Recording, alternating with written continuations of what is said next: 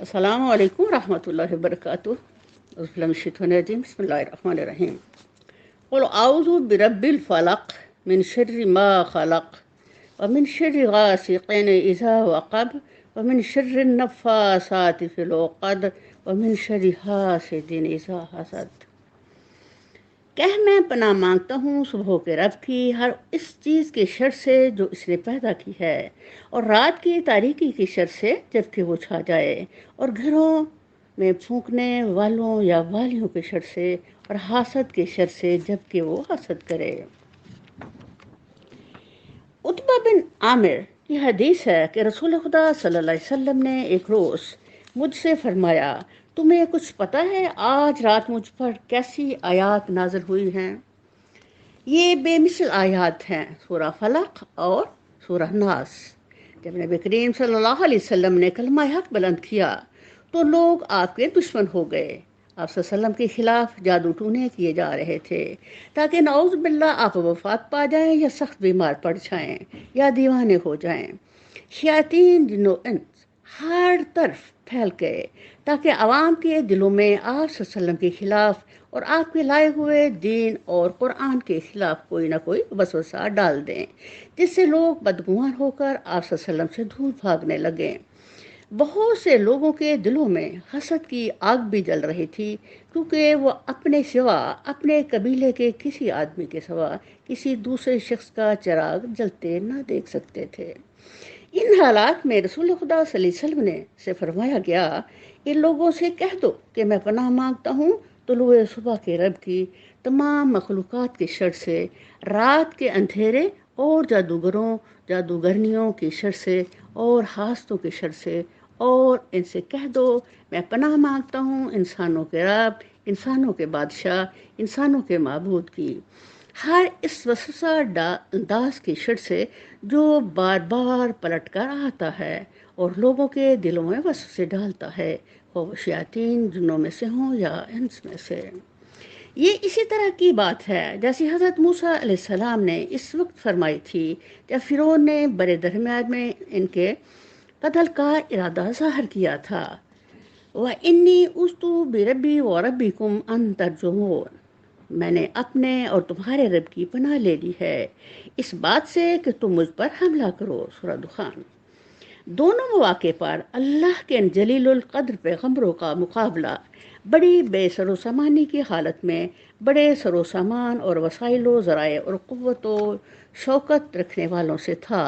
دونوں مواقع پر طاقتور دشمنوں کے آگے اپنی دعوت حق پر ڈٹ گئے اور یہ کہہ دیا کہ تمہارے مقابلے ہم نے رب کائنات کی پناہ لے لی ہے۔ لبید بن اسم نے نبی کریم صلی اللہ علیہ وسلم پر جادو کیا جس کا اثر ہوتے ہوتے سال لگ گیا۔ حضور صلی اللہ علیہ وسلم نے اللہ تعالیٰ سے دعا کی تو رب تعالیٰ نے 2 فرشتے بھیجے جنہوں نے بتایا کہ آپ صلی اللہ علیہ وسلم پر جادو کیا گیا ہے، کس طرح، کس نے اور اس کا حل کیا ہے، سب اللہ کے حکم سے بتا دیا گیا، اور فرمایا پناہ لینے والی صورتوں سے آپ صلی اللہ علیہ وسلم اپنا تحفظ کریں۔ رسول خدا صلی اللہ علیہ وسلم ہر رات کو سوتے وقت اور خاص طور پر بیماری کی حالت میں موعظتین یا معوذات 3 مرتبہ پڑھ کر اپنے دونوں ہاتھوں میں پھونکتے اور سر سے لے کر پاؤں تک پورے جسم پر جہاں جہاں تک بھی آپ صلی اللہ علیہ وسلم کے ہاتھ پہنچتے انہیں پھیرتے تھے۔ آخری بیماری میں جب آپ صلی اللہ علیہ وسلم کے لیے خود ایسا کرنا ممکن نہ رہا تو حضرت عائشہ رضی اللہ عنہا نے یہ صورتیں پڑھیں اور آپ صلی اللہ علیہ وسلم کے دستے مبارک کی برکت کے خیال سے آپ صلی اللہ علیہ وسلم کے ہاتھ اپنے ہاتھ میں لے کر آپ صلی اللہ علیہ وسلم کے جسم پر پھیرے۔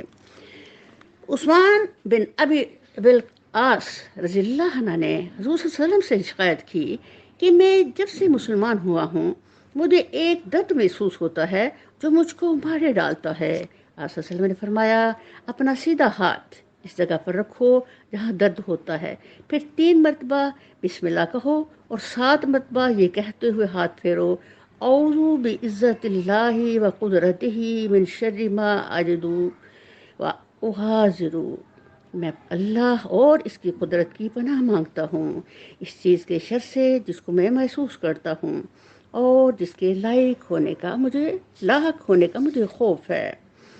ایک بات نبی کریم صلی اللہ علیہ وسلم بیمار ہو گئے تو جبریل علیہ السلام نے آ کر پوچھا، اے محمد صلی اللہ علیہ وسلم آپ بیمار ہو گئے ہیں؟ آپ صلی اللہ علیہ وسلم نے فرمایا ہاں۔ انہوں نے کہا بسم اللہ عقیقہ من کل شیء یؤذیک من شر کل نفس او عین حاسد اللہ یشفیک بسم اللہ عقیقہ، میں اللہ کے نام پر آپ صلی اللہ علیہ وسلم کو دم کرتا ہوں ہر اس چیز سے جو آپ صلی اللہ علیہ وسلم کو اذیت دے، اور ہر نفس اور حاسد کی نظر کے شر سے اللہ آپ صلی اللہ علیہ وسلم کو شفا دے۔ میں اس اللہ کے نام پر آپ صلی اللہ علیہ وسلم کو دم کرتا ہوں۔ اللہ تعالیٰ نے انسان کو بنا کر یوں ہی چھوڑ نہیں دیا، بلکہ زندگی کے ہر پہلو میں اس کے تحفظات، اس کی ضرورتوں، اس کے جذبات و احساسات کا، اس کی لذتوں کا ہر طرح سے خیال رکھا ہے۔ ہر صبح و شام آسمان سے خیر و شر اترتے ہیں۔ اللہ نے اپنے علم کے ذریعے انسان کو بتایا کہ وہ کس طرح زندگی میں خیر کا خریدار ہو اور شر سے بچنے کے اقدامات کرے۔ میرے رب نے جو کچھ بھی آسمان سے اتارا، اس کے ساتھ ہی ہر مسئلہ کا حل بھی دیا۔ اصلاً اللہ فاعل حقیقی ہے، انسان مفعول ہے۔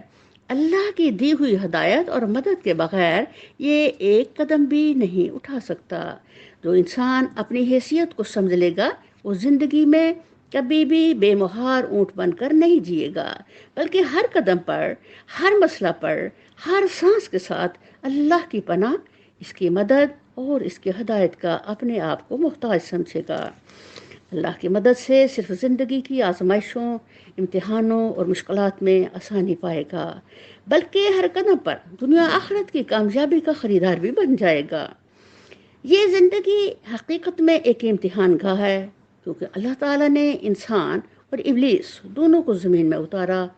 اس شیطان کا شر انسان کے لیے سب سے زیادہ خطرناک ہے، اس لیے اللہ تعالیٰ سے کہا میں ان کو بھٹکاؤں گا اور اپنے پیچھے لگاؤں گا۔ میرے رب نے فرمایا میرے بندے تیرے پیچھے نہیں لگیں گے، تو تیرے ساتھ چلا میں تم سب کو جہنم میں بھر دوں گا۔ حضرت امام احمد بن حنبل رحمۃ اللہ علیہ جب فوت ہونے لگے تو بے حد رو رہے تھے۔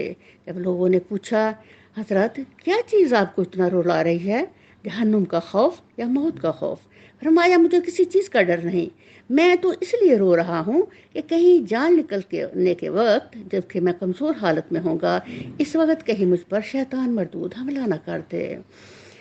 اللہ تعالیٰ نے فرمایا جب تم قرآن پڑھنے لگو تو شیطان مردود سے اللہ کی پناہ لے لیا کرو، کیونکہ یہ انسان کا بڑا ظالم دشمن ہے، ہر وقت ہر طرف سے انسان کو بھٹکانے کے لیے طاق میں لگا رہتا ہے۔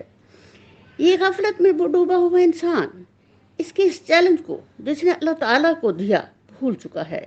اسی لیے اللہ تعالیٰ نے قرآن کا آغاز سورہ الفاتحہ سے کیا اور اختتام موعظتین پر ہر انسان کو مانگنا سکھایا ہے۔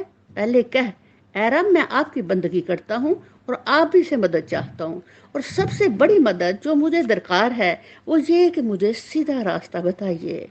جواب میں اللہ تعالیٰ کی طرف سے سیدھا راستہ دکھانے کے لیے اسے پورا قرآن دیا جاتا ہے، اور اس کو ختم اس بات پر کیا جاتا ہے کہ بندہ اللہ تعالیٰ جو رب الفلق، رب الناس، مالک الناس اور الہ الناس ہے سے عرض کرتا ہے کہ میں ہر مخلوق کے ہر فتنے اور شر سے محفوظ رہنے کے لیے آپ ہی کی پناہ لیتا ہوں، اور خصوصیت کے ساتھ شیطان جن و انس کے وسوسوں سے آپ کی پناہ مانگتا ہوں، کیونکہ راہ راست کی پیروی میں وہی سب سے زیادہ معنی ہوتے ہیں۔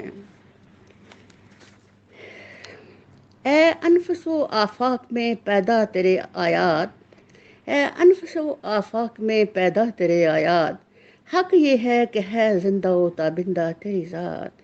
السلام علیکم ورحمۃ اللہ وبرکاتہ۔